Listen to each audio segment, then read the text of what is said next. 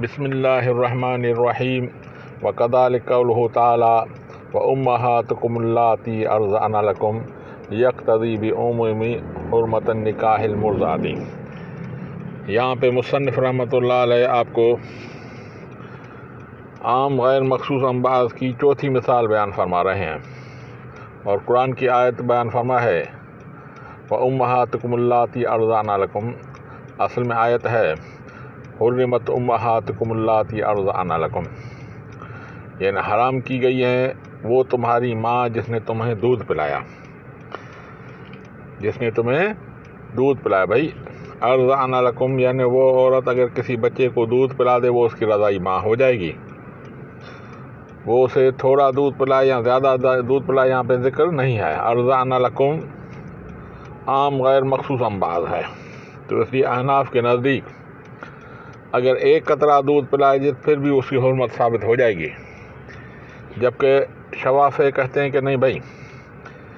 ایک دفعہ دودھ پلانے یا دو دفعہ دودھ پلانے سے رضاعت نہیں ثابت ہوتی، بلکہ 3 دفعہ اگر دودھ پلا دے یا بعض روایت مطابق 5 دفعہ دودھ پلا دے تو اس کی ماں ہو جائے گی،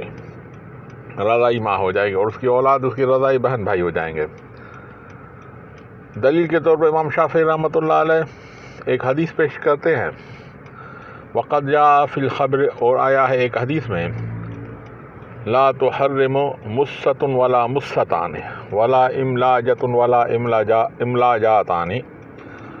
اور نہیں حرام کرتی مست، المست مانا ایک دفعہ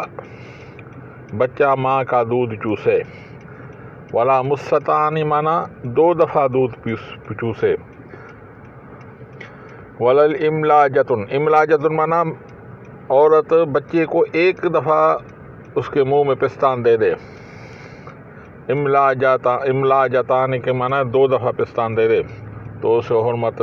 ثابت نہیں ہوگی۔ یہ خبر واحد امام شافعی رحمۃ اللہ علیہ دلیل کے پہ دے رہے ہیں۔ جب ہم کہہ رہے ہیں کہ بھائی کہ یہ خبر واحد کتاب اللہ کے مقابلے میں آ رہی ہے اور دونوں میں تطبیق کی کوئی صورت نہیں ہے، اسی لیے ہمیں خبر واحد کو چھوڑ کر کتاب اللہ پہ عمل کرنا پڑے گا، کیونکہ اگر ہم کتاب اللہ پہ عمل نہیں کریں گے، خبر واحد پر عمل کریں گے تو یہ قرآن کا حکم اٹھ جائے گا۔ تو ہم احناف کے نزدیک اگر ایک قطرہ بھی دودھ پی لے، کیونکہ ارضعن لکم عام غیر مخصوص انباز ہے، اور اس میں کتنا بھی پیے، تھوڑا پیے زیادہ پیے، حرمت ثابت ہو جائے گی احناف کے نزدیک، اور اس پر عمل کیا جائے گا۔ واللہ اعلم بالصواب۔